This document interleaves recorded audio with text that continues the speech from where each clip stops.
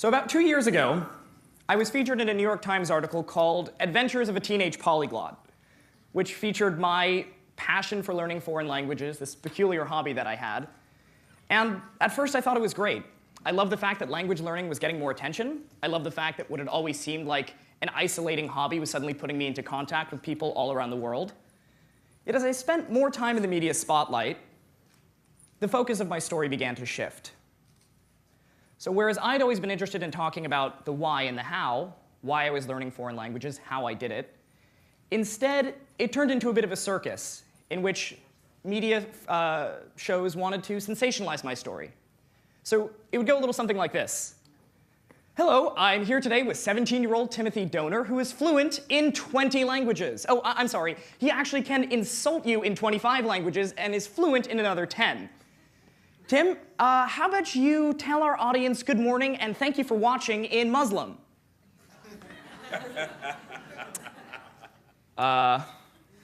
Arabic. أهلا بكم يا مشاهدون وشكرا جزيلا للمشاهدة. Great, Tim. Now, can we get you to introduce yourself and say, I'm fluent in 23 languages in German? It's not really true, but no, just tell the audience. Hallo, ich bin Tim Donner, ich bin 17 Jahre alt und ich kann ungefähr 23 Sprachen fließend sprechen. Perfect. Now, how about a tongue twister in Chinese? Well, we could talk about Chinese. You know, a lot more Americans are learning Chinese these days, and I think there's a lot of value in that. No, just give us a tongue twister. 吃葡萄不吐葡萄皮儿，不吃葡萄倒吐葡萄皮儿. This guy. Tim, how about another tongue twister in Chinese? I would prefer not to, but you know, we could talk about China. You know, there's a lot that you can gain by learning a language. Oh, Tim, I'm sorry, that's all the time we have.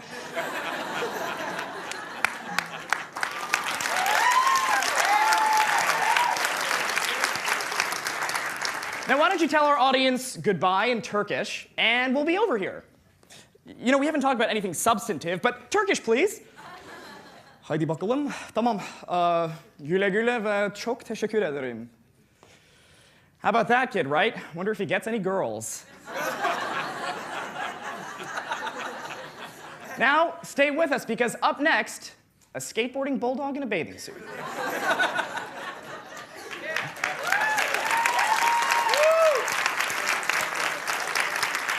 So, as funny as that was, it highlighted two pretty major problems in the way my story was covered. On a personal level, I felt that language learning was now becoming like a bit of a task, almost. It felt like something that was suddenly had to be rigidly organized, something that had to be compartmentalized, rationalized, expressed in a concrete number. I speak X languages. I know Y languages. As opposed to what I'd always done, which was just learning languages for the fun of it. Learning to communicate with people, learning about foreign cultures. And on a bigger level, it cheapened what it meant to speak a language or to know a language. Now, if I can impart you with anything today at TEDx Teen, it's that knowing a language is a lot more than knowing a couple words out of a dictionary. It's a lot more than being able to ask someone where the bathroom is or telling them the time of day. But I'm getting ahead of myself. So for those of you who aren't familiar with my story, maybe a lot of you here don't know what the word polyglot is, and it's a pretty weird one. I started here. So this little tot is me, circa 2001, and this is the beginning of my language learning journey. I actually was a child actor before I learned any languages. And I always had a little bit of a gift for accents. So I would go into auditions for radio commercials or for TV commercials, and I would do an Austin Powers impression. I'm not going to do one now.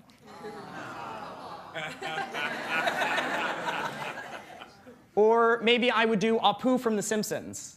In fact, there was actually one time in an audition in which I was asked to leave because they told me to speak like a little kid with a lisp, and I wanted to do Darth Vader in a French accent. But that taught me the basics of how to break down sound, how to pick up a foreign accent or foreign speech patterns, and really live with it. Now, fast forward a little bit. I'm now in about 3rd grade, and I've just started French for the first time.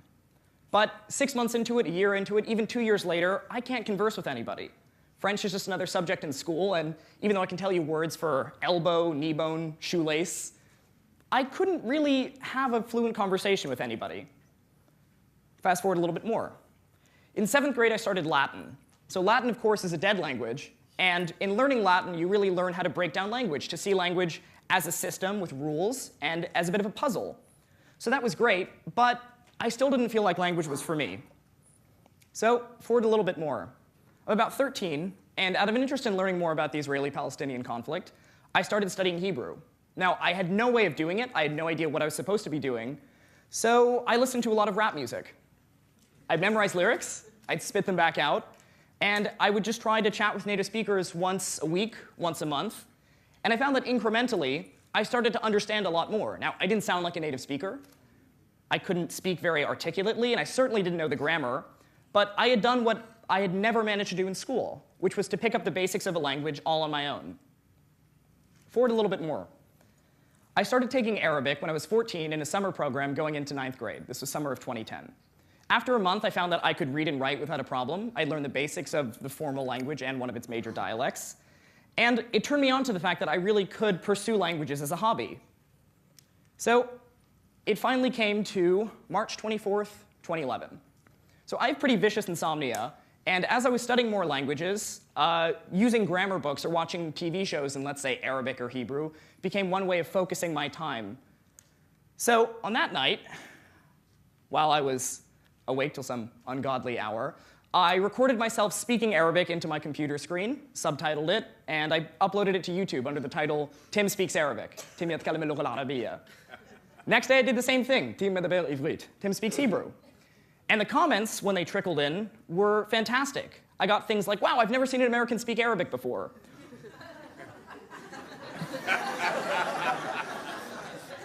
Can you blame them? In addition to that, I got things like, wow, maybe you should fix your vowels here. Or maybe this word is pronounced this way. So suddenly, language learning had gone from the solitary pages of a book or my computer screen into the wide world. After that, I was hooked. I had a community of speakers to interact with, and I essentially had a teacher or conversational partners for any language that I wanted to do. So I'll show you a quick montage of that. بدأت دراسة اللغة العربية منذ حوالي نصف سنة. Ini mulai 1, 2, 3, 4. Kira-kira 4 hari lalu. אני מרגיש שזה יותר קל לקרוא ולכתוב בערבית. كجت ni gendon o jibuemo win. Lakini juzi nilirudi nyumbani nilikuwa nikijifunza Kifarsi. زما تلفظ څنګه ډېره مننه ورځ د په خیر د خدای په امان.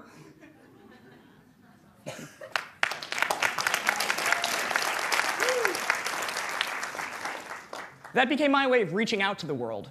But as I was learning all these languages, I faced a number of obstacles. So number one, I had no idea how to teach myself. In fact, I'm sure many of you, if you were told you have to learn Pashto by next month, you wouldn't know what to do. So I experimented. Here's one thing.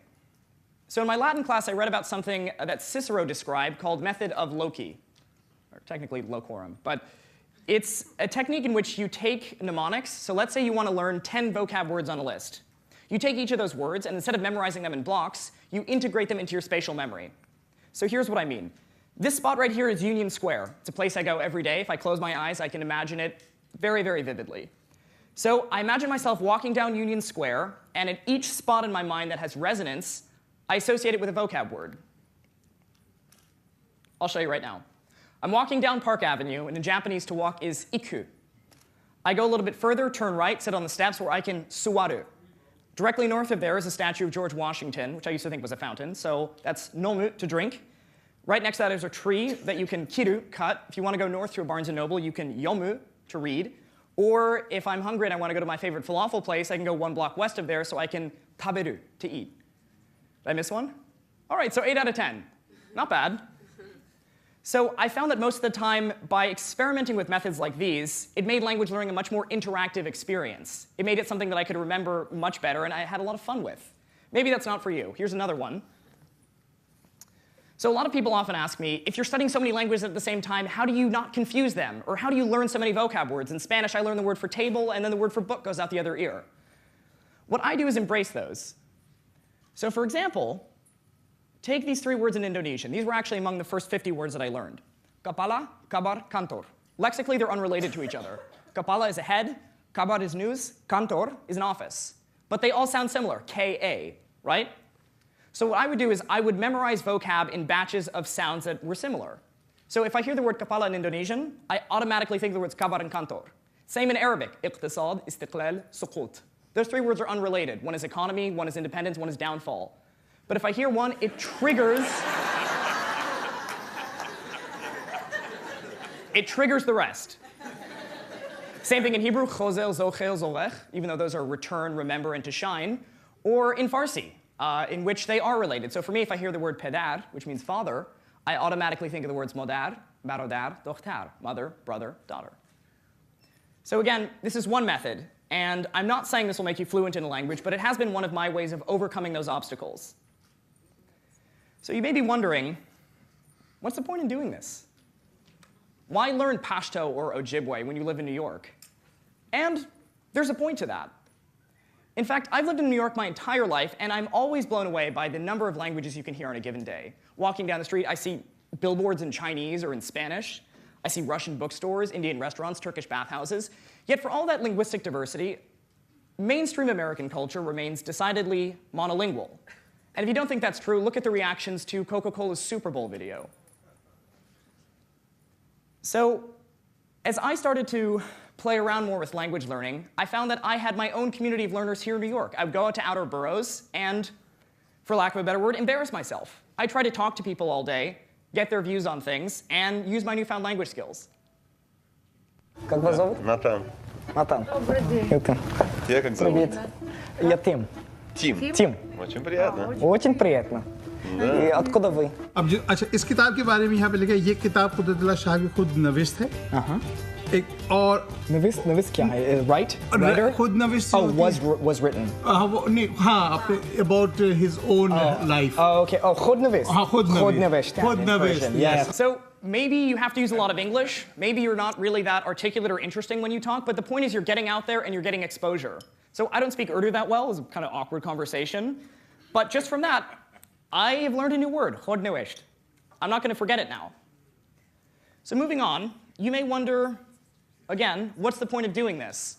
And I try to explain to people a lot what my various motivations are, but I often feel that this quote from Nelson Mandela is the best expression of that. If you talk to a man in a language he understands, that goes to his head. If you talk to him in his language, that goes to his heart. So as I've begun to see, there's an enormous connection between language and culture, language and thought. And quite honestly, if you want to learn Persian, for example, you pick up a dictionary and you say, I know how to say thank you, I know how to say how much is this, and I know how to say goodbye. Oh, I speak Persian. Probably not. Let's see, actually. In fact, if you want to buy something in a Persian bookstore, you might ask someone, how much is this? Generally, they'll tell you this, which means. So in fact, this is an ingrained cultural practice called ta'aruf, in which two people having a conversation both try to behave more humble than the other. So if I go to buy a book, it's rude for that person to tell me it's $5. He has to say, it's worthless, please. You are so good looking, you're so talented, you're whatever. Take it for free. I'm so humble, take it for free. Or you might find something like this phrase.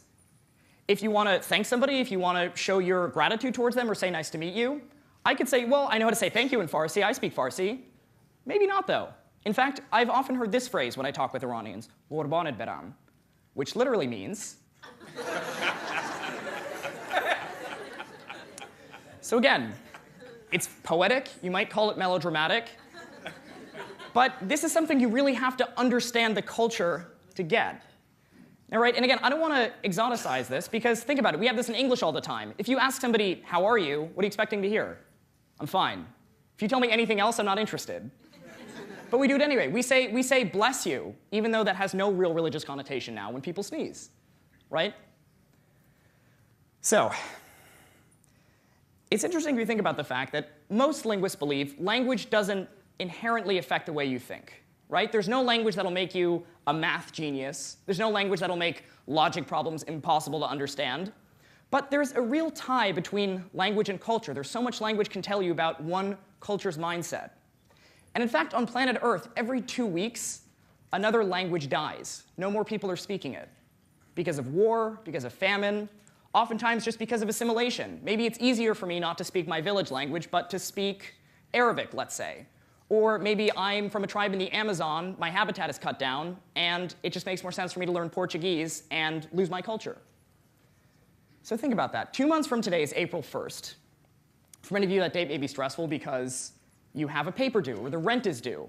But for 2 groups of people around the world, for 2 cultures, that means the death of their language, the death of their mythology, their history, their folklore, their understanding of the world. Now again, you brushing up on your Spanish, going to Japanese class, is not going to stop language death. But what it does do is begin to open up your mind to the idea that language, in essence, represents a cultural worldview. And if I can impart you with anything today at TEDx Teen, it's this. You can translate words easily, but you can't quite translate meaning. Thank you.